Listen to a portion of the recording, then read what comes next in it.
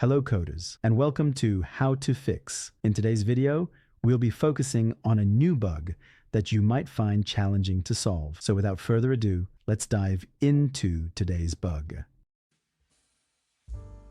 Now, let's execute code 1 to generate the error and observe what happens. Here's the explanation and the solution to the problem. Please pause the video to read the explanation.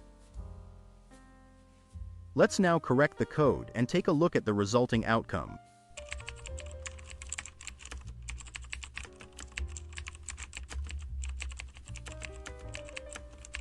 And bingo!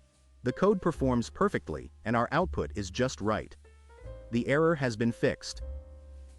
We've reached the end of today's episode. If you found this video informative, please hit the like button and subscribe to our channel for more coding solution videos.